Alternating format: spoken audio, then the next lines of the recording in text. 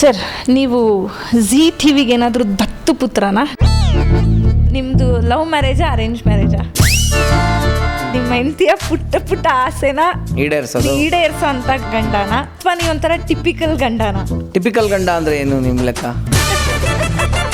ಈಗ first of all ನನಗೆ bike ride ಹೋಗೋದೆಲ್ಲ ತುಂಬ ಇಷ್ಟ. ಹೆಂಡತಿಗೂ ಇಷ್ಟ ಇರ್ಬೋದೇನೋ? ಎಲ್ಲಿ ಬಂದಿದ್ದಾರೆ ಕೇಳಿ, ಬರೀ ಬೈಕ್ಗಳು ಚೇಂಜ್ ಆಯ್ತು ಅಷ್ಟೇ, ಎಂಟಿ ಚೇಂಜ್ ಆಗಿಲ್ಲ. ಸನ್ ರೈಸ್ಗೆ ಅಂತ ಹೋಗ್ತೀವಿ, ಸನ್ ಸೆಟ್ಗೆ ರೀಚ್ ಆಗಿರ್ತೀವಿ. ಇದು ಒಂದು ಪಾಯಿಂಟ್ ನೆನ್ಪಿಟ್ಕೋಬೇಕು. ಎಲ್ರಿಗೂ ಗ್ರೀನ್ ಇಷ್ಟ, ಆದರೆ ಅವ್ರಿಗೆ ಗ್ರೀನ್ ಆಗಲ್ಲ. ಎರಡು ಸೈಡು ಏನಿದು ಬರೀ ಬೆಟ್ಟ ಗ್ರೀನು, ನಂಗೆ ಹೊಟ್ಟೆ ತೊಳಸ್ತಾ ಇದೆ ಸೈಡ್ಗೆ ಹಾಕಿ ಅಂತಾರೆ.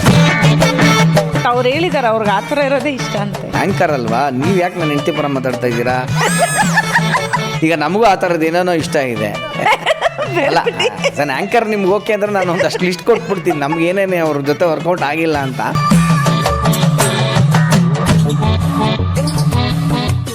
ಹಾಯ್, ಹಲೋ, ನಮಸ್ಕಾರ. Sadguru Ayurveda gram flour soap presents Connect Kannada YouTube ಚಾನಲ್ಗೆ ಸ್ವಾಗತ. ನಾನು ನಿಮ್ಮ ಯಶಸ್ವಿನಿ ಮಾಸ್ಟರ್ ಆನಂದ್. ಇವತ್ತು ನಮ್ಮ ಜೊತೆ ಯಾವ ಗೆಸ್ಟ್ ಇದ್ದಾರೆ ಅಂತ ನೀವು ಕಾಯ್ತಾ ಇದ್ದೀರಲ್ವಾ? ಇವತ್ತು ಇಲ್ಲಿಗೆ ಬರ್ತಾ ಇರೋ ಗೆಸ್ಟು ನಮಗೆಲ್ಲ ತುಂಬಾ ಸ್ಪೆಷಲ್. ನನಗಂತೂ ತುಂಬಾ ಸ್ಪೆಷಲ್, ಪರ್ಸ್ನಲಿ, ಪ್ರೊಫೆಷ್ನಲಿ. ಒಬ್ಬ ವ್ಯಕ್ತಿ ಮಗುವಾಗಿ ಹುಟ್ಟಿ ಬೆಳೆದು ದೊಡ್ಡವರಾಗಿ ಮದುವೆ ಆಗಿ ಅವ್ರಿಗೆ ಮಕ್ಕಳಾದ್ಮೇಲೆ ಕೂಡ ತಾಯಿಗೆ ಅವ್ರ ಪುಟ್ಟ ಮಗುನೇ. ಹಾಗೆಯೇ ಎಷ್ಟೇ ದೊಡ್ಡವರಾದರೂ ನಮ್ಮ ಕನ್ನಡ ಜನತೆಗೆ ಮಾಸ್ಟರಾಗೇ ಉಳಿದಿರೋ ನಮ್ಮೆಲ್ಲರ ಅಚ್ಚುಮೆಚ್ಚಿನ one and only master blaster master Anand ಅವರಿದ್ದಾರೆ. Anand sir, welcome to the show. ನಮಸ್ಕಾರ ಮೇಡಮ್. ನಮಸ್ಕಾರ ಸರ್. ತುಂಬ ಖುಷಿ ಆಯಿತು.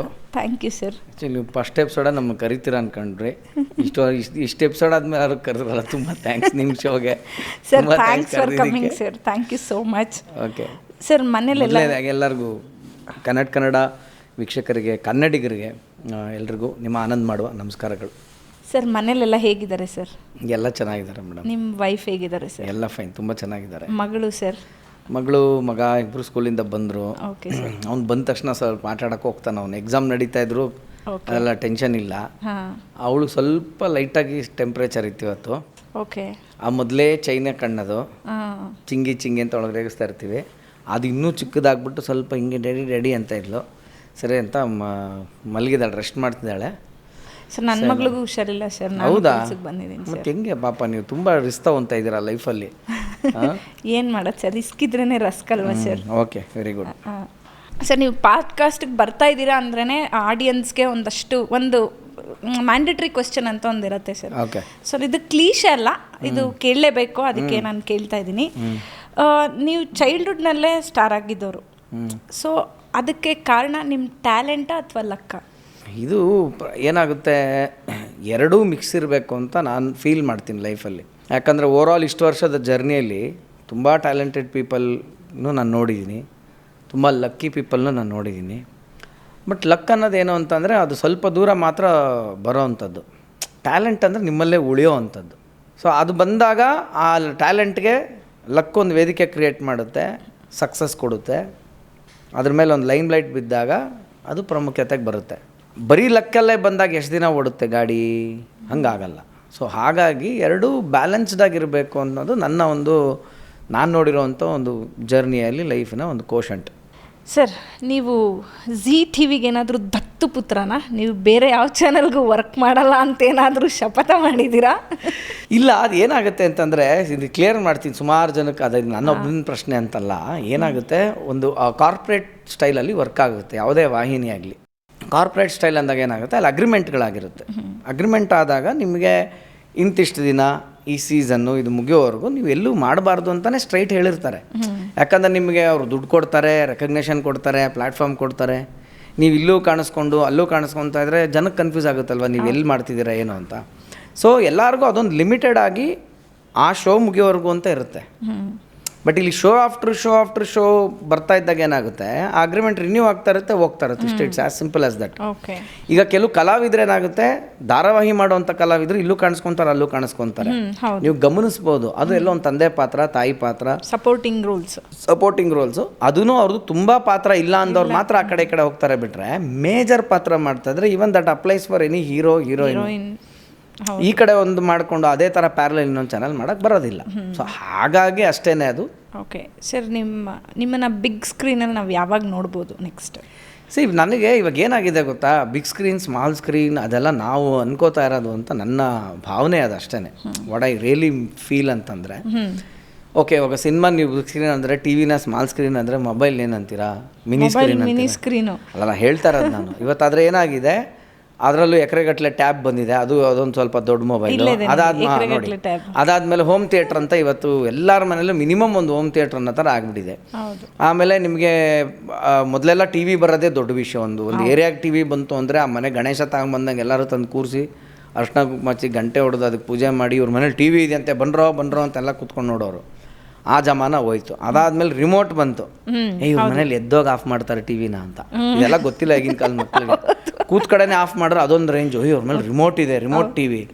ಇವ್ರು ನಮ್ಮನೇಲಿ ಎದ್ದೋಗಿ ಆಫ್ ಮಾಡೋ ಎದ್ದೋಗಿ ಆಫ್ ಮಾಡೋ ಟಿವಿ ಅನ್ನೋರು, ರಿಮೋಟ್ ಇಲ್ಲದೆ ಇದಕ್ಕೆ ಹಂಗೆ ಮಾತಾಡ್ತಾ ಇದ್ರು.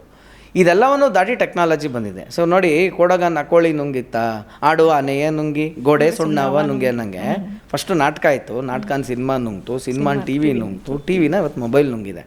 ಮೊಬೈಲ್ ಏನು ನುಂಗುತ್ತೋ. ಸೊ ಇನ್ನೇನು ಅಷ್ಟೇ. ಅದ ಹೇಳ್ತಾ ಇರೋದು ನಾನು ಏನಂದರೆ, ಅದಕ್ಕೆ ಈಗ ಎಲ್ಲದರ ಉದ್ದೇಶ ಏನು, ಜನಕ್ಕೆ ತಲುಪೋದು. ಹೌದು. ಎಲ್ಲದರ ಉದ್ದೇಶ ಏನು, ಎಂಟರ್ಟೈನ್ ಮಾಡೋದು. ಇದು ಆಡಿಯನ್ಸಿಗೆ ಬೇಕಾಗಿರೋದು. ಈ ಕಡೆ ಕಲಾವಿದನಿಗೆ ಬೇಕಾಗಿರೋದೇನೋ ಎಲ್ರಿಗೂ ತನ್ನ ಪ್ರತಿಭೆನ ತೋರಿಸೋ ಅಂಥದ್ದು, ಅದ್ರ ಜೊತೆ ಅವನಿಗೊಂದು ದುಡಿಮೆ ಆಗೋವಂಥದ್ದು.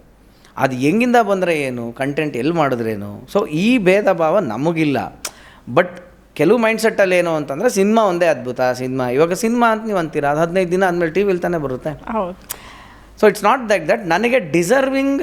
ಅಂದರೆ ಅದು ಒಂದಂತೂ ಸತ್ಯ ಇದೆ. ಏನು ಡಿಫ್ರೆನ್ಸ್ ಇದೆ ಅಂತ ಹೇಳ್ಬಿಡ್ತೀನಿ. ಹಂಗಾರೆ ಡಿಫ್ರೆನ್ಸೇ ಇಲ್ವ ಹಂಗಾರೆ ಬಿಗ್ ಸ್ಕ್ರೀನ್? ಹಂಗಲ್ಲ ಪ್ರಶ್ನೆ. ಬ್ಯಾಟು ಬಾಲು ಒಂದೇ ಐಟಮ್ಮೇ. ಅದರ ಟೆಸ್ಟ್ ಮ್ಯಾಚ್ ಬೇರೆ ಆಟ, 50 ಓವರ್ಸ್ ಬೇರೆ ಆಟ, 2020 ಬೇರೆ ಆಟ. 2020 ಆಡೋನು ಟೆಸ್ಟ್ ಮ್ಯಾಚ್ ಆಡಲ್ಲ, ಟೆಸ್ಟ್ ಮ್ಯಾಚ್ ಆಡೋನು ಒನ್ ಡೇ, ಈ ಥರ ಇದೆಯಲ್ಲ. ಸೊ ಇಲ್ಲಿ ಏನು ಅಂತಂದರೆ, ಕೇವಲ 2.5 ಅವರಲ್ಲಿ ಒಂದು ಕತೆ ಹೇಳುವ ಎಬಿಲಿಟಿ ಅಥವಾ ತಾಕತ್. So big screen is always director's medium.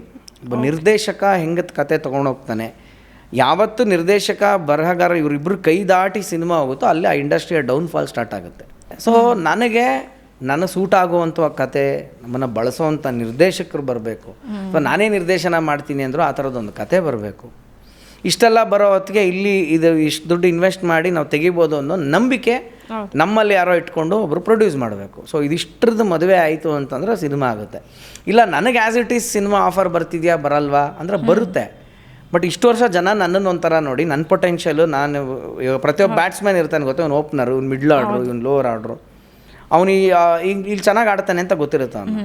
ಅವ್ನು ತೊಗೊಂಡೋಗಿ ಕೆಳಗೆ ಹಾಕಿದ್ರೆ ನೀವು ಅವ್ನು ಏನು ಅನ್ಸುತ್ತೆ ನಿಮಗೆ, ಸರ್ ನೀವು ಆ ಸಿನಿಮಾ ಮಾಡಬಾರ್ದಾಗಿತ್ತು ಸರ್, ಇವ್ರು ಒಳ್ಳೆ ಪರ್ಫಾರ್ಮರ್, ನೀವು ನಿಮ್ಮ ನ್ಯೂಸೇ ಮಾಡಿಲ್ಲ ಅಲ್ಲಿ, ಸುಮ್ಮನೆ ನಿಮ್ಮ ಬಂದೋಗೋ ಥರ ಮಾಡಿದ್ದಾರೆ. ಸೊ ಈ ಥರ ಬಂದೋಗೋದು ನನಗೆ ಮಾಡೋಕ್ಕೆ ಇಷ್ಟ ಇಲ್ಲ. So and I am happy with what ever I am doing. ಬರಬೇಕು ಅಂದರೆ ಒಳ್ಳೆ ಪಾತ್ರ ಬರುತ್ತೆ ಅಷ್ಟೇ. ಈಗ ಮಾಸ್ಟರ್ ಆನಂದ್ ಫ್ಯಾಮಿಲಿಯವರು ಕೂಡ ಆಲ್ಮೋಸ್ಟ್ ಮಾಸ್ಟರ್ ಆನಂದ್ ಸರ್ ಅವ್ರ ವೈಫು, ಅವ್ರ ಮಗಳು, ಅವ್ರ ತಮ್ಮನ ಹೆಂಡತಿ ಎಲ್ಲರೂ they are into limelight. So ಏನು ಅನಿಸುತ್ತೆ ಸರ್ ಇದ್ರ ಬಗ್ಗೆ? ಅಂದರೆ ಎಲ್ಲರೂ ಇಂಡಸ್ಟ್ರಿಯಲ್ಲಿ ವರ್ಕ್ ಮಾಡ್ತಾ ಇರೋದಂದರೆ ಹೆಂಗಿದು ಲೆಕ್ಕ?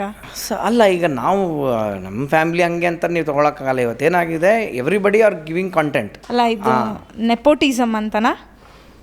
ನೀವು ನೆಪೋಟಿಸಮ್ ಪ್ರಶ್ನೆ ಕೇಳೋದಾದ್ರೆ ಹಂಗೆ ಬರೋಕ್ಕಾಗಲ್ಲ. ನೆಪೋಟಿಸಮ್ ಏನಾಗುತ್ತೆ, ನಾನೇನು ಭಾವಿಸ್ತೀನಿ ಯಾವಾಗಲೂ ಅಂತಂದರೆ, ಈಗ ಪೊಟೆನ್ಷಿಯಲ್ ಇದ್ದರೆ ಮಾತ್ರ ನಾವು ಅದನ್ನು ಇದು ಮಾಡೋಕ್ಕಾಗೋದು. ಫಾರ್ ಎಕ್ಸಾಂಪಲ್, ಈಗ ಒಂದು ಜಾಗ ಅಂತ ತಗೊಳ್ಳೋಣ, 4 ಸಸಿ ನೆಡ್ತಾರೆ ಒಂದೇ ಜಾಗದಲ್ಲಿ. ಎಲ್ಲನೂ ಒಂದೇ ಥರ ಬೆಳೆಯುತ್ತಾ? ಎಲ್ಲ ಒಂದೇ ಫಲ ಕೊಡುತ್ತಾ? ಒಂದು ಯಾವುದೋ ಬೆಳೆ ಅಲ್ಲ, ಒಂದು ಹುಳ ಬಿದ್ದೋಗುತ್ತೆ, ಇನ್ನೊಂದು ಬೆಳೆಯುತ್ತೆ. ಈಗ ಅದು ಜಾಗದ ಪ್ರಾಬ್ಲಮ್ಮ, ಸೀಡ್ ಪ್ರಾಬ್ಲಮ್ಮ, ನೆಟ್ಟ ಒಂದು ಪ್ರಾಬ್ಲಮ್ಮ, ಏನಂತ ಹೇಳೋಣ, ಆ ಗಿಡದ್ದು ಅಷ್ಟೇ ಮ್ಯಾಟ್ರ್ ಅದು. ಸೊ ಹಾಗಿರ್ಬೇಕಾದ್ರೆ ಏನಾಗುತ್ತೆ ನಿಮಗೆ, ನೆಪೋಟಿಸಮ್ ಎಲ್ಲಿ ವರ್ಕ್ ಆಗುತ್ತೆ ಅಂತ ಹೇಳ್ತೀನಿ. ಯಾವುದೋ ಒಬ್ಬ ಹುಡುಗನಿಗೆ ಅಥವಾ ಒಂದು ಮಗುಗೆ ಅಂತ ಹುಡುಗಿಗೆ ಮೊದಲನೇ ಪ್ಲ್ಯಾಟ್ಫಾರ್ಮ್ ಈಸಿಯಾಗಿ ಕ್ರಿಯೇಟ್ ಆಗಿಬಿಡುತ್ತೆ, ತನ್ನ ತಂದೆಯಿಂದನೋ ಅಥವಾ ತಾಯಿಯಿಂದನೋ ವಂಶದಿಂದನೋ. ಆದರೆ ಅದು ಉಳಿಸ್ಕೊಳ್ಳೋ ತಿರ್ಗ ಅವನಿಗೆ ಬಿಟ್ಟಿದ್ದಲ್ವ. ಅಷ್ಟು ಆಪರ್ಚುನಿಟಿ ಅಂತ ಅವ್ರು ಕೊಟ್ಟು ಕೊಟ್ಟು ಕೊಟ್ಟು ಕೊಟ್ಟು ಕೊಟ್ಟು ಹಂಗೆ ಬೆಳೆಸ್ಕೊಂಬರಕ್ಕಾಗುತ್ತೆ. ಹೌದು. ಸೊ ಆಟ ಯಾವತ್ತಿದ್ರು ಅವಂದೇನೆ. ವೇದಿಕೆ ಕ್ರಿಯೇಟ್ ಆಗುತ್ತೆ ಅಷ್ಟೇ ನೆಪೋಟಿಸಮಿಂದ. ಓಕೆನಾ? ಅದು ನೆಪೋಟಿಸಮ್ ಅಂದರೆ ಅದ ಲೆಕ್ಕ. ಬಟ್ 2ನೇ ಆಟ, 3ನೇ ಆಟ, 4ನೇ ಆಟ, 5ನೇ ಆಟ, ಸಕ್ಸಸ್ ಯಾರಪ್ಪನ ಮನೆ ಸ್ವಂತನೂ ಅಲ್ಲ. ಅದು ಅದರದ್ದೇ ಆದಂಥ ತಾಕತ್ ಬೇಕು ಅದಕ್ಕೆ. ಅಲ್ಲಿ ಅದು ನಿಲ್ಲಲ್ಲ. ಆಟ್ ದಿ ಸೇಮ್ ಟೈಮ್ ಈಗ ನಮ್ಮ ಮನೇದು ಯಾವುದೋ ಒಂದು ವ್ಯಕ್ತಿ ಬೆಳಿಬೇಕು ಅನ್ನೋಕ್ಕೋಸ್ಕರ ಇನ್ನೊಬ್ಬರ ಮನೆಯದು ಅಥವಾ ಇನ್ನೊಂದು ಟ್ಯಾಲೆಂಟ್ನ ನಾವು ತುಳಿದಾಗ ಸ್ನಬ್ ಮಾಡೋಕೆ ನೆಪೋಟಿಸಮ್, ಅದು ತಪ್ಪು. ಅದನ್ನು ನಾನು 100% ತಪ್ಪಂತೀನಿ. ಓಕೆ. ಆದರೆ ಗಿವನ್ ಅ ಚಾನ್ಸ್, ಇವಾಗ ನಿಮ್ಮ ಮನೇಲೇ ಒಂದು ಹೀರೋ ಮೆಟ್ರಲ್ಲು, ನಿಮ್ಮ ಮನೇಲೇ ಒಂದು ಹೀರೋಯಿನ್ ಮೆಟ್ರಲ್ ಇಟ್ಕೊಂಡಿರೋವಾಗ ನೀವು ಅದು ಲಾಂಚ್ ಮಾಡ್ತೀರಾ, ಅದ್ರಲ್ಲಿ ತಪ್ಪೇನಿದೆ? ಇದು ಎಲ್ರಿಗೂ ಸಹಜ ಅಲ್ವಾ? ಹೌದು, ಕರೆಕ್ಟ್ ಅಲ್ವಾ? ನೀವು ಸಿನಿಮಾಗೆ ತರೋದು ಮಾತ್ರ ನೆಪೋಟಿಸಮ್ ಅಂತ ಅಂದರೆ ಎಲ್ರಿಗೂ ನೀವು ನಿಮ್ಮ ಮನೇಲಿ ನಿಮ್ಮ ಆಸ್ತಿ ನಿಮ್ಮ ಮಕ್ಳಿಗೆ ಬರೀತೀರಾ, ಅದು ನೆಪೋಟಿಸಮ್. ಎಲ್ಲ ಪಕ್ಕದ ಮನೆ ಮಕ್ಳಿಗೆ ಬರೀರಿ ಆಸ್ತಿ ಹಂಗಾರೆ. ನಮ್ಮ ಮನೆ ಇಡೀ ಬೀದಿಲಿ ಎಲ್ಲರ ಮನೆ ಕಷ್ಟ ಇರೋವಂಥವ್ರು ಇದ್ದೇ ಇರ್ತಾರೆ. ಅರ್ಥ ಆಯ್ತು? 100 ರೂಪಾಯಿ ಇರಲಿ ಸಾಕು, ಎಲ್ರಿಗೂ 10 ರೂಪಾಯಿ ಹಂಚ್ತೀನಿ ಅಂತ ಎಲ್ಲರೂ ಆಸ್ತಿ ಬರೀಲಿ ಹಂಗಾರೆ ಹಂಗೆ ಬರೀ. ಅದು common man point of view ಏನಾಗುತ್ತೆ, ಅದೇ ಹೇಳ್ತೀವಲ್ಲ, ಅವ್ರು ನೆಪೋಟಿಸಮ್ ಅಂತ ಕರೀತಾರೆ. ನೆಪೋಟಿಸಮಿಂದ ಒಂದು ವೇದಿಕೆ ಕ್ರಿಯೇಟ್ ಆಗುತ್ತೆ ಅಷ್ಟೇ. ಅದು ಶಾಶ್ವತ ಉಳಿಬೇಕು ಅಂದರೆ ಅಲ್ಲಿ ಅವನಲ್ಲಿ ತಾಕತ್ತು ಇರಲೇಬೇಕು. ಸರ್, ಈಗ ಎಲ್ಲ ಕಡೆ ಬಡವ್ರ ಮಕ್ಕಳನ್ನ ಬೆಳೆಸಿ ಅಂತಲೇ ಕ್ವೆಶ್ಚನ್ ಮಾಡ್ತಾರೆ. ಸೊ ನೀವು nowhere connected to the industry, but still ನೀವು ಸರ್ವೈವ್ ಆಗಿದ್ದೀರಾ. ಸೊ ಇದ್ರ ಬಗ್ಗೆ ನಿಮ್ಮ ಅಭಿಪ್ರಾಯ? ಯಾಕೆಂದರೆ ನಿಮ್ಮಿಂದ ನಿಮ್ಮ ಮಕ್ಕಳು ಬಂದರು ಅಂತ ಹೇಳ್ತಾರೆ, ಬಟ್ ನೀವು ಹೆಂಗೆ ಬಂದ್ರಿ ಅನ್ನೋದನ್ನ ನೀವು. ನಾನು ಅದಕ್ಕೆ ಹೇಳ್ತಾ ಇರೋದು, ಇವಾಗ ಇದೆಲ್ಲ ಇವಾಗಿನ ಟ್ರೆಂಡಮ್ಮ. ಇವಾಗಿನ ವಾಟ್ ಎವರ್ ಟ್ರಾಲು ಇವಾಗಿನ ಟ್ರೆಂಡು. ಈ ಕಂಪ್ಯೂಟರ್ ಮುಂದೆ ಕೂತ್ಕೊಂಡು ಇದನ್ನೆಲ್ಲ ಬರೀತಾರೋ ಯಾರು, ಮಾಡ್ತಾರೋ ಯಾರು? ಈ ಜನ್ರೇಷನ್ ಅವರು. ಹೌದು. ಅವ್ರ ಅಪ್ಪನ ಕೇಳಿ ಅವನು, ಅಥವಾ ಅವ್ರ ತಾತನ ಕೇಳಿ, ಅಥವಾ ಅವ್ರ ಅಣ್ಣ ತಮ್ಮಂದ್ರನ್ನ ಕೇಳಿ, ಅವರೆಲ್ಲ ನಮ್ಮನ್ನು ಹಂಗೆಲ್ಲ ಅನ್ನಲ್ಲ. ನಮ್ಗೆ ಅನ್ನೋದೇ ಇಲ್ಲ. ಅವರೆಲ್ಲ ನಮ್ಗೆ ಇವತ್ತಿಗೂ ಪ್ರೀತಿಸ್ತಾರೆ. ಯಾಕಂದ್ರೆ ನಾವೆಲ್ಲ ಬಂದಿರೋ ದಾರಿ ಅವ್ರಿಗೂ ಗೊತ್ತಿರುತ್ತೆ. ಈಗ ಕಂಡುಬಿಟ್ಟು ಈಗ ಡಿಜಿಟಲ್ ಯುಗಕ್ಕೆ ಬಂದು ಈಗ ಕೈಯಲ್ಲಿ ಇಟ್ಕೊಂಡೆಲ್ಲ ಸಿಸ್ಟಮ್ ನೋಡ್ತಾರೆ ಅವ್ರಿಗೆ, ಹಂಗಂತ ಅನಿಸುತ್ತೆ. ಸೊ ಯಾರು ಬಡವರು ಶ್ರೀಮಂತರು ಲೆಕ್ಕ ಬರಲ್ಲಮ್ಮ. Content is very crucial. ವಿಷಯ ಅನ್ನೋದಿದೆಯಲ್ಲ, ಅದು ಬಹಳ ವಿಷ. ಅದು ಕರೆಕ್ಟಾಗಿದ್ದರೆ ಅಷ್ಟೇ ಅದು ಯಾರಿಗೇ ಆಗಲಿ ಎಂಟರ್ಟೈನ್ ಮಾಡುತ್ತೆ. ಇಲ್ಲ ಅಂತಂದರೆ the next moment it rejects. Okay. So ನೀವು ಒಂದು ಸೀಕ್ವೆನ್ಸ್ ಕಾಮಿಡಿ ಸೀರಿಯಲ್ಸ್ ಎಲ್ಲ ಮಾಡಿದ್ರಿ ಸ್ಮಾಲ್ ಸ್ಕ್ರೀನ್ಗೆ. ಸೊ ಹೇಗೆ ನಿಮ್ಮ ಆಡಿಯನ್ಸ್ಗೆ ಅದ್ರ ಬಗ್ಗೆ ಏನು ಹೇಳೋಕ್ಕೆ ಇಷ್ಟಪಡ್ತೀರಾ? ಯಾಕೆಂದರೆ ಅವ್ರಿಗೆ ಮತ್ತೆ ನಿಮ್ಮನ್ನು ಆ ಥರ ಕೇಳ್ತಾ ಇದ್ದಾರೆ ನಿಮ್ಮ ಕಾಮಿಡಿ ಸೀರಿಯಲ್. ಇಲ್ಲ, ಕಾಮಿಡಿ ಸೀರಿಯಲ್ಲು ಮಾಡೋಕ್ಕೇನಿಲ್ಲ. ಈಗ ಅದನ್ನೇ ನಾನು ಏನಾಗ್ಬಿಟ್ಟಿದೆ, ಕಾಮಿಡಿ ಶೋಸ್ ಬಂದ್ಬಿಡ್ತು. ಈಗ ನಾವು ಸೀರಿಯಲ್ ಮಾಡೋ ಟೈಮಲ್ಲಿ ಆ ಥರದ್ದು ಯಾವುದು ಶೋ ಇರಲಿಲ್ಲ. ಕಾಮಿಡಿ ಅನ್ನೋ ವಿಚಾರ ಅಂತ ಬಂದರೆ ಅದು ಸೀರಿಯಲ್ಲೇ ಆಗಬೇಕಾಗಿತ್ತು. ಆಮೇಲೆ ನಂತರ ಏನಾಯಿತು, ಕಾಮಿಡಿ ಶೋಸ್ಗಳು ಬರೋಕ್ಕೆ ಸ್ಟಾರ್ಟ್ ಆಯಿತು. ಈಗ ಮೊಬೈಲ್ ಬಂದಮೇಲಂತೂ ಹಿಂಗಂದ್ರೆ ಎಲ್ಲ ಕಾಮಿಡಿನೇ. 90%, ಅದರಲ್ಲಿ 90 ಅಲ್ಲ, 50 to 60% ಕಾಮಿಡಿ ಇದ್ದರೆ ಇನ್ನೊಂದು 20-30% ಅಡಲ್ಟ್ ಕಂಟೆಂಟ್ ಇರುತ್ತೆ. ಎಲ್ಲೋ ಇನ್ನೊಂದು 10% ಒಳ್ಳೆ ಪಾಡ್ಕಾಸ್ಟ್ಗಳು, ದೇವರು ದಿಂಡ್ರು, ಒಳ್ಳೆ ವಿಷಯ, ಅದು ಇದೆಲ್ಲ ಇಡೀ ಪ್ರಪಂಚದ ಸೇರಿ ನಾನು ಹೇಳ್ತಾ ಇರೋದು. ಓಕೆ. ಸೊ ಮ್ಯಾಕ್ಸಿಮಮ್ ಓಡ್ತಾ ಇರೋದೇ ಇವತ್ತು ಕಾಮಿಡಿ. ಆ ಕಾಮಿಡಿಯಲ್ಲೂ ಏನಾಗಿದೆ, ಡಬಲ್ ಮೀನಿಂಗ್ ಕಾಮಿಡಿನೇ ಜಾಸ್ತಿ ಆಗಿದೆ. ಯಾರೂ ಅದ್ಭುತ ರಾಜಹಾಸ್ಯ ಅಂತ ಏನು ಕರೀತಾರೆ ಆ ಥರ ಮಾಡೋಕ್ಕೆ ಯಾರಿಗೂ ಆಗ್ತಾ ಇಲ್ಲ. ಯಾಕಂದರೆ ಅದು ಎಲ್ಲರ ಕೈಯಲ್ಲೂ ಇದೆ ಇವತ್ತು, ಬರೀ ರೈಟರ್ಸ್ ಕೈಲಿ ಇಲ್ಲ. ಮೊಬೈಲ್ ಅನ್ನೋದು, ಕಂಟೆಂಟ್ ಅನ್ನೋದು ಎಲ್ಲರ ಕೈಲಿದೆ. ಸೊ ಅವ್ನು ಹೆಂಗೆ ಬರ್ತಾನೆ ಮಾಡ್ಕೊಂಡು ಹೋಗ್ತಿದ್ದಾನೆ. ಸೊ ನಮಗೆ ಮತ್ತೆ ಸೀರಿಯಲ್ಲು ಆ ಥರದ್ದೊಂದು ಅವಕಾಶ ಇದೆ ಅಥವಾ ಅದಕ್ಕೊಂದು ಸ್ಪೇಸ್ ಇದೆ ಅಂತ ಗೊತ್ತಾದರೆ ಮಾಡ್ಬೋದು. ಮತ್ತು ಅದು ಅದೇ ಹೇಳಿದ್ನಲ್ಲ, ಅದು ಒಂದ್ಸಲಿ ಸ್ಟಾರ್ಟ್ ಆಯಿತು ಅಂತಂದರೆ ಕಂಟಿನ್ಯೂ ಸೋಮವಾರದಿಂದ ಶುಕ್ರವಾರ ಹೋಗ್ತಾನೇ ಇರುತ್ತೆ ಜನಕ್ಕೆ. ನಾವು ಸ್ಟಾರ್ಟ್ ಮಾಡೋದಷ್ಟೇ ನಮ್ಗೆ ಗೊತ್ತಿರುತ್ತೆ, ಯಾವಾಗ ಮುಗಿಯುತ್ತಪ್ಪ ಅನ್ನೋರ್ಗೂ ನಮ್ಗೆ ಗೊತ್ತಾಗಲ್ಲ. ಹೌದು. ಮನೆ ಕಡೆ ಟೈಮ್ ಕೊಡೋಕ್ಕಾಗಲ್ಲ, ಏನೂ ಪರ್ಸ್ನಲ್ ನೋಡ್ಕೊಳಕ್ಕಾಗಲ್ಲ. ಆ್ಯಕ್ಟ್ ಮಾಡೋರ್ಗೆ ಒಂಥರ ಅದು ಓಕೆ, ಆದರೆ ಡೈಲಾಗ್ ಬರೋದು, ಕಾಮಿಡಿ ಕ್ರಿಯೇಟ್ ಮಾಡೋರ್ಗಿದೆಯಲ್ಲ, ಅದು ತುಂಬ ದೊಡ್ಡ ಶ್ರಮದ ಕೆಲಸ. ಗೊತ್ತಿಲ್ಲ, ಆ ಥರದ್ದೊಂದು ಪ್ಲ್ಯಾಟ್ಫಾರ್ಮ್ ಮತ್ತು ಏನಾದ್ರು ಅವಕಾಶಗಳಿದ್ದರೆ ಥಿಂಕ್ ಮಾಡ್ಬೋದು. ಸೊ ನಿಮ್ಮ ನಿಗೂಢ ರಾತ್ರಿಗೆ ನಾವು ಫ್ಯಾನ್ಸೇ. 2 ಯಾವಾಗ ಬರುತ್ತೆ ಅಂತ ಸುಮಾರು ಜನ ನಿಮ್ಮ ಕಮೆಂಟ್ಸಲ್ಲೇ ಹಾಕಿದ್ದಾರೆ. ನಿಗೂಢ ರಾತ್ರಿದೇ 2 ಅಂತ ಬರಲ್ಲ, ಬೇಕಾದ್ರೆ ಸಸ್ಪೆನ್ಸ್ ಥ್ರಿಲ್ಲರ್ ಥರ ಇನ್ನೊಂದು ಸಬ್ಜೆಕ್ಟ್ ಮಾಡ್ಬೋದು. ಓಕೆ ಸರ್, ನಿಮ್ಮದು ಲವ್ ಮ್ಯಾರೇಜಾ ಅರೇಂಜ್ ಮ್ಯಾರೇಜಾ? ನಮ್ಮದು ಅರೇಂಜ್ ಮ್ಯಾರೇಜೇ. ಬಟ್ ನಿಮ್ಗೇನಾಗುತ್ತೆ, ಅರೇಂಜ್ ಮ್ಯಾರೇಜ್ ಅಂದ ತಕ್ಷಣ ತೀರಾ ಹಳೆ ಕಾಲದವ್ರ ಥರ ಈ ಅಂತರ್ಪಟ ಸರ್ಸ್ದಾಗಲೇ ಮಕ ನೋಡೋದು ಅಥವಾ ತಾಳಿ ಕಟ್ಟೋವಾಗ ಮಕ ನೋಡೋದು ಅಂತ ಇರಲ್ವಲ್ಲ. ಸೊ ಸ್ವಲ್ಪ ಫ್ರೀ ಸ್ಪೇಸ್ ಇತ್ತು ನಮಗೆ. ಆ್ಯಂಡ್ ನಾನೇನು ಬಿಲೀವ್ ಮಾಡ್ತೀನಿ ಅಂತಂದರೆ, ಯಾರೇ ಆಗಲಿ ಅರೇಂಜ್ ಮ್ಯಾರೇಜ್ ಅಂದ್ರೂ ಅಲ್ಲೆಲ್ಲೋ ಸಮ್ ಅಮೌಂಟ್ ಆಫ್ ಲವ್ ಇಲ್ಲದೆ ಒಪ್ಪಿಗೆ ಆಗಲ್ಲ. ಫಸ್ಟ್ ಆಫ್ ಆಲ್ ತೀರಾ ಹಿಂಗೆ ಕಣ್ಣು ಮುಚ್ಕೊಂಡು ನನಗೆ ನೀವು ಹೇಳಿದ್ದೀರಾ ನಾನು ಈ ಹುಡುಗಿಗೆ ತಾಳಿ ಕಟ್ತೀನಿ, ಹಿಂಗೆ ತಾಳಿ ಕಟ್ಬಿಟ್ಟು 15 ವರ್ಷ ಆದ್ರೆ ಹಂಗೆ ಸಂಸಾರ ಮಾಡ್ಕೊಂಡು ಯಾರೂ ಇರಲ್ಲ. ಅಲ್ಲೊಂದು ಒಪಿನಿಯನ್ ಅಂತ ಫಾರ್ಮ್ ಆಗೇ ಆಗುತ್ತೆ. ಒಂದು ವ್ಯಕ್ತಿನ ನೋಡಿದ ತಕ್ಷಣ ಒಂದು ಒಪಿನಿಯನ್ ಫಾರ್ಮ್ ಆಗುತ್ತೆ. ಹೌದು. ಇಲ್ಲ ಅಂದರೆ ನೋಡೋ ಶಾಸ್ತ್ರ ಅಂತ ಯಾಕೆ ಮಾಡಬೇಕು? ಫಸ್ಟ್ ಆಫ್ ಆಲು ನೋಡೋ ಶಾಸ್ತ್ರ ಅಂತ ಒಂದು ಮಾಡ್ತಾರೆ, ಅದು ಹುಡುಗಿಗೆ ಇಷ್ಟ ಆಗಲಿ ಅಂತ ತಾನೇ ಮಾಡೋದು. So it's an arranged love. ಅದು ಲವ್ ಕ್ರಿಯೇಟ್ ಆಗಲಿ. ಅಲ್ಲೊಂದು ಒಬ್ಬರನ್ನ ನೋಡಿದ್ರೆ ಓಕೆ, 10 ಜನನೂ ನೋಡಿರ್ತೀರ, 10 ಜನದ ಮೇಲೂ ಹಂಗೆ ಆಗಿರುತ್ತಾ ಫೀಲು? ನೋಡೋ ಹೋಗೋ ಶಾಸ್ತ್ರ ಅಂತ ಬಂದಾಗ ನನಗೆ ಆ್ಯಕ್ಚುಲಿ ನನ್ನ ಲೈಫಲ್ಲೇ ಹೇಳ್ಬೇಕಂದ್ರೆ ನಾನು ಇಬ್ಬರೇ ಹುಡುಗಿರನ್ನ ನೋಡಿದ್ದು. ನೋಡೋ ಶಾಸ್ತ್ರ ನಾನು ನೋಡಿದ್ದೆ ಒಂದೇ ಹುಡುಗನ್ ಸರ್. ಅಲ್ಲ ಅದು ನಿಮ್ಮ ಇದು ಲೆಕ್ಕಾಚಾರ. ಲೈಫು ಒಬ್ಬೊಬ್ರಿಗೆ ಒಂದೊಂದು ಥರ ಥ್ರೋ ಮಾಡುತ್ತೆ ಆಪರ್ಚುನಿಟೀಸ್ನ. ಈಗ ನನಗೆ 2 ಸತಿ ಶಾಸ್ತ್ರೋಕ್ತವಾಗಿ ಕೂತ್ಕೊಂಡು ಹೆಣ್ಣು ನೋಡೋ ಥರದಂದರೆ ಒಂದೇನೆ, ಅದು ನನಗೂ ಲೆಕ್ಕ ಹಂಗೆ ನೋಡೋಕೆ ಹೋದರೆ. ಬಟ್ ಸುಮ್ಮನೆ ಇವಾಗ ನೋಡಿ ಅಲ್ಲಿ ಬಂದಿರೋ ಅವಳೇ ಹುಡುಗಿ ಇದು ಓಕೆನಾ ಅನ್ನೋ ಟೈಪಲ್ಲಿ ಒಂದು ಅರೇಂಜ್ ಮ್ಯಾರೇಜ್ ಅದೊಂದು ಆಗಿತ್ತು. ಬಟ್ ಅದು ಸಂಭವ ವರ್ಕೌಟ್ ಆಗಲಿಲ್ಲ. ಅದಾದಮೇಲೆ ಅದು ಶೃಂಗೇರಿಲೇ ಆಗಿದ್ದದು. ಆಮೇಲೆ ನಾನು ಅಲ್ಲಿ ಶಾರದಮ್ಮ ಅಲ್ಲೇ ನಮಸ್ಕಾರ ಮಾಡಿ ಕೇಳ್ಕೊಂಬಿಟ್ಟೆ, ಈ ಥರ ನಂಗೆ ಪದೇ ಪದೇ ನೋಡೋ ಶಾಸ್ತ್ರ ತುಂಬ ಹಿಂಸೆ ಆಗುತ್ತೆ ತಾಯಿ, ನನಗೆ ಬೇಡ, ನನಗೆ ಅರೇಂಜ್ ಮ್ಯಾರೇಜೇ ನನ್ನ ಹಣೆಯಲ್ಲಿ ಬರೆದಿದೆ ಅಂತಂದರೆ ನಂಗೆ ನೆಕ್ಸ್ಟ್ ಆಗೋ ಹುಡುಗಿನೇ ನಂಗೆ ಆಗ್ಬಿಡ್ಬೇಕು, ಆ ಥರ ನೀನೇ ತೋರಿಸು. ಯಾಕಂದರೆ ಈಗ ಯಾವುದೇ ಒಂದು ಅರೇಂಜ್ ಮ್ಯಾರೇಜ್ಗೆ ಹೋದಾಗ ನಾವು ರಿಜೆಕ್ಟ್ ಮಾಡಿದಾಗ ಆ ಹುಡುಗಿನ ನಾನು ಮರ್ತುಬಿಟ್ಟಿರ್ತೀನಿ, ಅವ್ರಿಗೆ ನಾನು ರೆಕಗ್ನೈಸ್ ಇರ್ತೀನಲ್ವಾ. ಅದೊಂದು ನನಗೊಂದು ಕಾಡ್ತಾಯಿತ್ತು. ಅವ್ರು ನಾನು ಮರ್ತಿರ್ತಾರೆ ಬಿಟ್ಟಿರ್ತಾರೆ, ಅದು ಸೆಕೆಂಡ್ರಿ. ನನಗೆ ಈ ಕಡೆ ಅಳಕಿತ್ತು, ಇವ್ನು ನಾನು ಬೇಡ ಅಂದ ಅಲ್ವಾ, ಬೇಡ ಟಿ ವಿಲಿ ನೋಡಿದಾಗೆಲ್ಲ ಫಿಲಮ್ ನೋಡಿದಾಗೆಲ್ಲ ನನ್ನನ್ನು ದ್ವೇಷಿಸೋದು, ಅದು ಯಾರಿಗೋ ಹರ್ಟ್ ಮಾಡ್ದಂಗೆ ಅಂದ್ಬಿಟ್ಟು ನನಗೆ ಅದಕ್ಕೆ ಈ ನೋಡೋ ಶಾಸ್ತ್ರ ಅದು ಎಸ್ ಅನ್ನೋದು ನೋ ಅನ್ನೋದೇ ಇಷ್ಟ ಇಲ್ಲ. ಫಸ್ಟ್ ಆಫ್ ಆಲ್ ನನಗೆ ಕರೆಕ್ಟಾಗಿ ಒಂದು ಸಿಟ್ಟಿಂಗ್ ಆಯಿತಾ, ಇಷ್ಟ ಆದರೆ ಇಷ್ಟ ಅಷ್ಟೇ, ಹಿಂಗೆ ಹೋಗಬೇಕು ಅಂತ ಇದ್ದಿದ್ದು. ಸೊ ಹಂಗಾಗಿ ನಂದು ಏನೇ ಅರೇಂಜ್ ಮ್ಯಾರೇಜ್ ಆದ್ರೂ ಅಲ್ಲಿ ಲವ್ ಇತ್ತು. ಹಾಗಾಗಿ ಅಲ್ಲೇ ಫಸ್ಟ್ ನೋಡಿದ್ದ, ನೋಡಕ್ಕೆ ಹೋದಾಗಿಲ್ಲ ನೋಡಿದ್ದ, ಅದಕ್ಕೆ ಮುಂಚೆ ನೋಡಿರಲಿಲ್ಲ. ಅದಕ್ಕೆ ಮುಂಚೆ ಅಂತಂದರೆ ಈ ಫೋಟೋದಲ್ಲಿ ನೋಡೋವಂಥ ಶಾಸ್ತ್ರ, ತೋರಿಸೋ ಶಾಸ್ತ್ರ, ಅಥವಾ ಅವ್ರ ಕಸಿನಿಂದ ಆರ್ಕುಟ್ ಅಂತ ಇತ್ತು ಅವಾಗ, ಇದಿರಲಿಲ್ಲ ಇವಾಗ ಫೇಸ್ಬುಕ್ ಥರ ಅದಿರಲಿಲ್ಲ, ವಾಟ್ಸಪ್ ಇರಲಿಲ್ಲ. ಸೊ ಆರ್ಕುಟ್ ಸೋಷಿಯಲ್ ಮೀಡಿಯಾದ ಲೆಕ್ಕಾಚಾರದಲ್ಲಿ ಅಲ್ಲಿ ನೋಡಿದ್ದು ಬಿಟ್ಟರೆ ಎದುರುಗಡೆ ಅಂತ ನೋಡಿದ್ದು ನೋಡೋ ಶಾಸ್ತ್ರ ದಿನನೇ ನೋಡಿದ್ದು. ನೀವೇನೋ ದೇವಸ್ಥಾನಕ್ಕೆ ಹೋಗಿ ಅಲ್ಲಿ ದೇವಸ್ಥಾನದಲ್ಲೇ ಡಿಸೈಡ್ ಮಾಡೋದ್ರಂತೆ, ಇವಳೇ ನನ್ನ ನೋಡೋಕ್ಕೆ ಮುಂಚೆನೇ ಡಿಸೈಡ್ ಮಾಡೋದ್ರಂತೆ ಅವಳೇ ನನ್ನ ಹೆಂಡತಿ ಆಗಬೇಕು ಅಂತ. ಹಾಂ, ಆ ಕತೆಗೆ ಅಂತ ಬರೋದಾದರೆ ನನಗೆ ಈಗ ಕೆಲವು ಶಕುನಗಳು ಅಂತ ಹೇಳ್ತೀವಿ ನಾವು. ಅದು ನಮ್ಮ ಥರ ಬಿಡ್ತಾರೋ ಅದೆಲ್ಲ ಲಾಜಿಕಲಿ ಬೇರೆ, ಬಟ್ ಒಳಗೊಂದು ಗಟ್ ಫೀಲ್ ಅಂತ ಬರುತ್ತೆ ಗೊತ್ತಾ, ಆ ಥರ. ಈಗ ಎಲ್ರಿಗೂ ಯಾರೋ ಒಂದು ಇಷ್ಟ ದೇವರು ಇದ್ದೇ ಇರ್ತಾರೆ. ಹೌದು, ನನಗೆ ಇಷ್ಟ ದೇವರು ಕೃಷ್ಣ ಅನ್ಬೋದು, ವಿಷ್ಣು ಅನ್ಬೋದು, ಆ ಥರದ್ದು ನನಗಿಷ್ಟ. ಸೊ ಈಗ ನಾನು ಮದುವೆ ಆಗ್ತಾರೋ ಹುಡುಗಿ ಬರ್ತಾರೋ ಊರ ಹೆಸರು ಚಿಕ್ಕ ತಿರುಪತಿ ಅಂದಾಗಲೇ ಅಲ್ಲೊಂದು ಟಿಕ್ ಆಯಿತು ಮೈಂಡಲ್ಲಿ. ಓಕೆ ಬಾಸ್ ತೋರಿಸ್ತಾ ಇದ್ದಾರೆ, ಕರೆಕ್ಟಾಗಿರ್ಬೋದು ಅನ್ನೋ ಥರದೆಲ್ಲ. ಮತ್ತು ನೋಡೋಕ್ಕೆ ಅಂತ ಹೋದಾಗ ಅವ್ರ ಫ್ಯಾಮಿಲಿ ಎಲ್ಲ ಫಸ್ಟು ನನ್ನ ದೇವಸ್ಥಾನಕ್ಕೆ ಕರ್ಕೊಂಡೋದ್ರು. ಸೊ ದ ಮೂಮೆಂಟ್ ನಾನು ಆ ದೇವಸ್ಥಾನದೊಳಗೆ ಹೋಗ್ಬೇಕಂದ್ರೆ ಮನಸ್ಸಲ್ಲಿ ಅಂದ್ಕೊಂಡಿದ್ದೆ, ಹೆಂಗಾರು ನನಗೊಂದು ಉತ್ತರ ಕೊಡು ನೀನು, ಸಿನಿಮಾ ತಲೆ ಅಲ್ವಾ, ಏನು ಮಾಡ್ರೋ ಅದು ಹೋಗಲ್ಲ, ಏನೋ ಸಿನಿಮ್ಯಾಟಿಕ್ ಆಗಲ್ಲ, ಒಂದು ಹೂ ಬಿದ್ದುಬಿಡುತ್ತೋ, ಇಲ್ಲ ನಾನು ಕೈ ಮುಗಿದ ತಕ್ಷಣ ಡಣ್ ಅಂತ ಅದೇ ಗಂಟೆ ಹೊಡೆಯೋಕ್ಕೆ ಸ್ಟಾರ್ಟ್ ಆಗಿಬಿಡುತ್ತೋ, ಇಲ್ಲ ಪೂಜಾರಿ ಬಂದು 6th ಸೆನ್ಸಲ್ಲಿ ಅವರೇನೆ ನಿಮಗೆ ಒಂದು ಹುಡುಗಿ ಓಕೆ ಆಗುತ್ತೆ ಅಂತ ಪ್ರಸಾದ ಕೊಡು, ಏನೋ ಈ ಥರದ ಒಂದು ಫ್ಯಾನ್ಸಿ ಆಗ್ತಿ, ಹಿಂಗೆಲ್ಲ ಥಿಂಕ್ ಮಾಡಲಿಲ್ಲ ಅಂದರೆ ಫ್ಯಾಂಟಸಿಯಾಗಿ ಥಿಂಕ್ ಮಾಡಲಿಲ್ಲ ಅಂದರೆ ನೀನು ಸಿನಿಮಾ ಪರ್ಸನ್ ಆಗೋಕ್ಕೆ ಆಗಲ್ಲ. ಅದು ಬ್ಲಡ್ಡಲ್ಲೇ ಇರೋದ್ರಿಂದ ನಾರ್ಮಲಾಗಿ ನಾವು ಯಾವುದು ಥಿಂಕ್ ಮಾಡೋಕ್ಕೆ ಬರಲ್ಲ ನಮಗೆ. ಓಕೆನಾ, ಇದು ಒಂದು ಮೈಂಡ್ ಫಿಕ್ಸ್ ಆಗ್ಬಿಡಿ. ನಾನು ಈ ಮೈಂಡ್ ಸೆಟ್ಟಲ್ಲಿ ಒಳಗೆ ಹೋಗ್ತಾಯಿನಿ, ಒಳಗೋಗಿ ನೋಡ್ತೀನಿ ದೇವರು ಸ್ಕ್ರೀನ್ ಹಾಕ್ಬಿಟ್ಟಿದ್ದಾರೆ.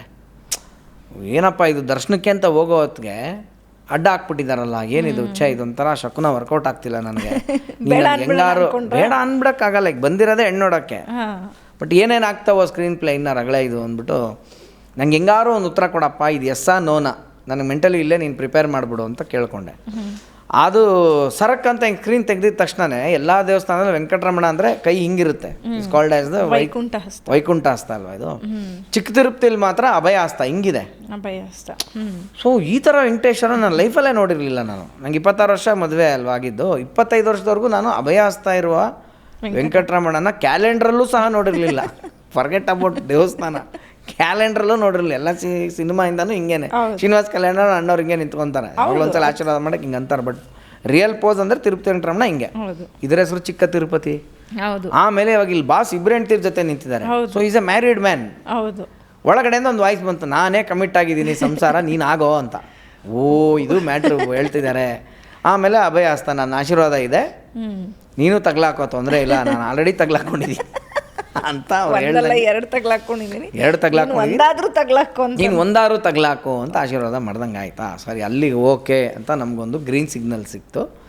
ಸೊ ಅಲ್ಲಿಂದ ನೆಕ್ಸ್ಟ್ ಎಲ್ಲವೂ ಸುಸೂತ್ರವಾಗಿ ನೋಡೋ ಶಾಸ್ತ್ರ ಮಾತಾಡಿದ್ದು ಎಲ್ಲವೂ ಆಗಿ ಮದುವೆ ಆಯಿತು. ನಾನು ಅದಕ್ಕೆ ಹೇಳಕ್ಕೆ ಬರ್ತಾ ಇರೋದು ಅಂದರೆ ಅರೇಂಜ್ ಮ್ಯಾರೇಜ್ ಅಂದ ತಕ್ಷಣ ಲವ್ ಇರಲ್ಲ ಅಂತಲ್ಲ, ಅಂತ ಎಲ್ಲ ಲವ್ ಮ್ಯಾರೇಜಲ್ಲೂ ಲವ್ ಇರುತ್ತೆ ಅಂತನೂ ಅಲ್ಲ.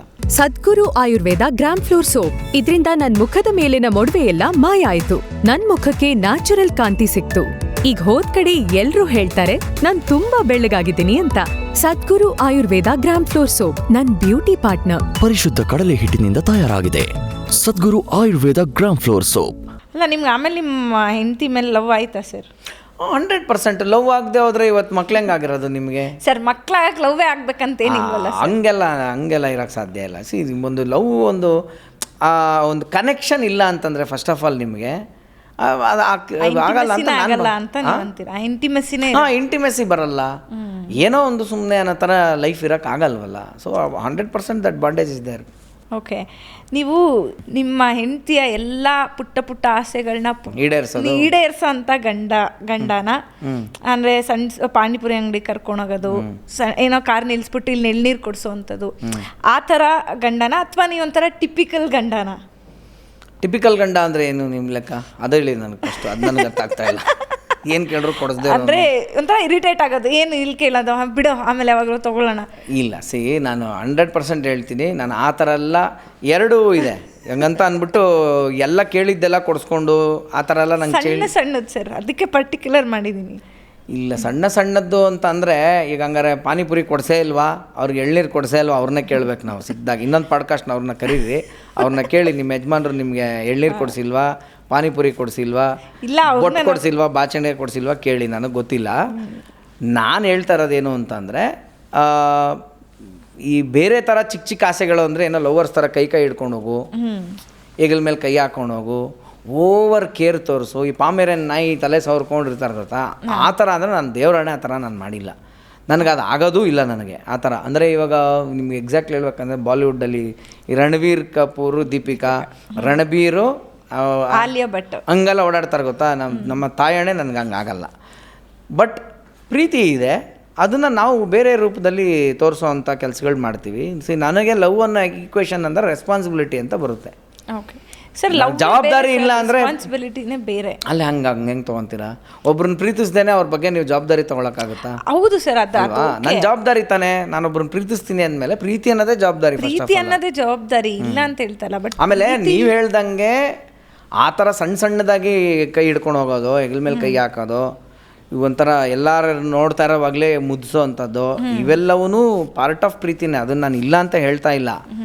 ಆದರೆ ಅದನ್ನು ಎಕ್ಸ್ಪ್ರೆಸ್ ಮಾಡುವಲ್ಲಿ ಎಷ್ಟು ಈಸಿ ಇದ್ದೀವಿ ಆ್ಯಸ್ ಎ ಕಪಲ್ಸ್ ಅನ್ನೋದನ್ನು ಒಬ್ರೊಬ್ರು ಅರ್ಥ ಮಾಡ್ಕೋಬೇಕು ಅಷ್ಟೇ. ಬಟ್ ಅದನ್ನೇ ಹೇಳಿದ್ದು, ಅದನ್ನು ಲವ್ ಮಾಡಿ ಮದುವೆ ಆಗಿರೋರ್ಗೆ ಅದು ಈಸಿ, ಅರೇಂಜ್ ಮ್ಯಾರೇಜ್ ಆಗಿರೋರ್ಗೆ ಅದು ಕಷ್ಟ. ಆ ಥರ ನನಗೇನಿಲ್ಲ. It depends on the each individual.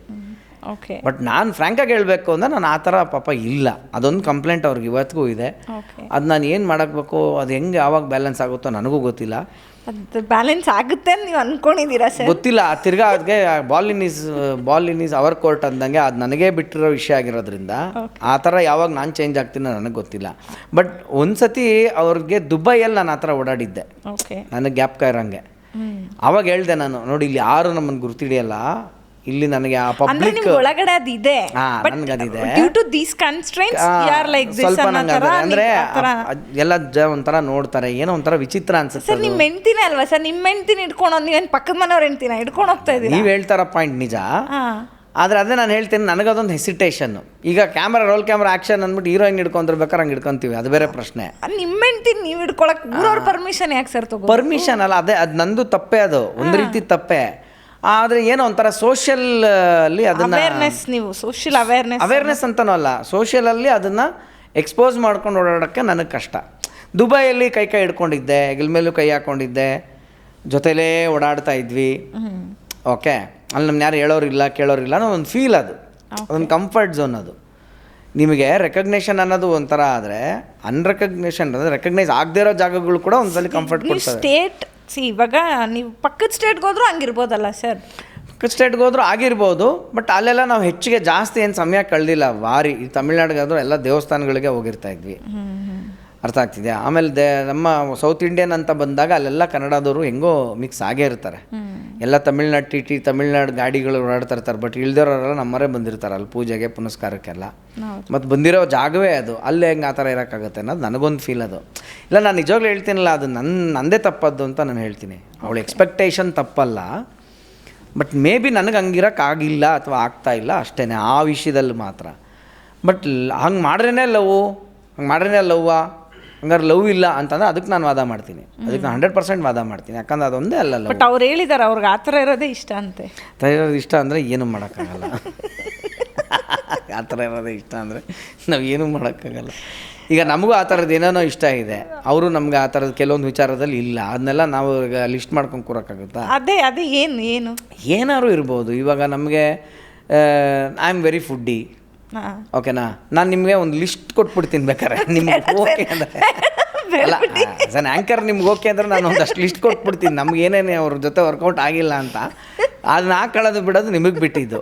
ಈಗ ಫಸ್ಟ್ ಆಫ್ ಆಲ್ ನನಗೆ ಬೈಕ್ ರೈಡ್ ಹೋಗೋದೆಲ್ಲ ತುಂಬ ಇಷ್ಟ. ನಿಮ್ಮ ಹೆಂಡತಿಗೂ ಇಷ್ಟ ಇರ್ಬೋದೇನೋ.